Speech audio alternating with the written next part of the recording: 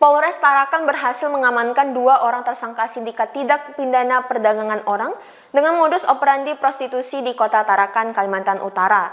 Adapun korban mencapai 9 orang wanita yang dimana mayoritas didatangkan dari Pulau Jawa. Polres Tarakan, Kalimantan Utara mengamankan 2 orang tersangka yang merupakan sindikat tindak pidana perdagangan orang TPPO dengan modus operandi prostitusi. 9 orang dinyatakan sebagai korban dari tindak kejahatan yang dilakukan oleh 2 orang tersangka ini. Kasat Reskrim Polres Tarakan, Ibtu Randia Saktika Putra, Selasa 27 Juni menjelaskan kasus ini terungkap dari tempat karaoke yang ternyata dijadikan kedok untuk menjalankan bisnis haram selama 1 tahun. Para korban dalam kasus ini mayoritas sengaja didatangkan dari Pulau Jawa. Jadi ini dapat saya jelaskan bahwa saudara P ini menghubungi saudara S untuk merekrut wanita-wanita ini. Kemudian wanitanya datang, dibelikan tiket dan semacamnya.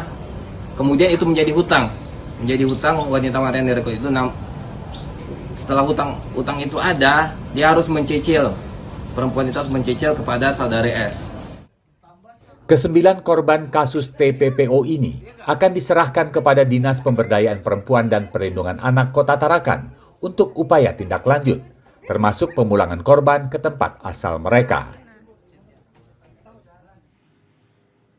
Tindak pidana perdagangan orang TPPO juga berhasil diungkap oleh Direktorat Reserse Kriminal Umum Kepolisian Daerah Sulawesi Tenggara yang telah menangkap 5 pelaku yang menjalankan prostitusi daring.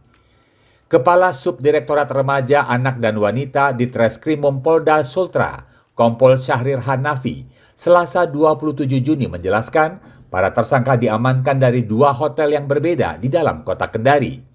Modus yang dilakukan oleh pelaku untuk mencari keuntungan dijalankan dengan menawarkan pekerja seks dengan tarif Rp500.000 hingga Rp1.000.000. Modusnya yaitu adalah eksploitasi seksual ya, dengan cara menggunakan aplikasi micet. Nah, kemudian kami mendapat informasi dari masyarakat. Nah, kemudian kami melaksanakan patroli online hingga kami menemukan di 2 tempat yang berbeda. Dia sebagai mempertemukan mucikari. Ke-5 tersangka dijerat pasal tentang pemberantasan tindak pidana perdagangan orang dengan ancaman hukuman 15 tahun penjara. Adapun 7 pekerja seks komersial atau PSK yang terlibat berstatus sebagai korban dan saksi yang saat ini masih menjalani pemeriksaan oleh penyidik kepolisian. Tim Kantor Berita Antara mewartakan.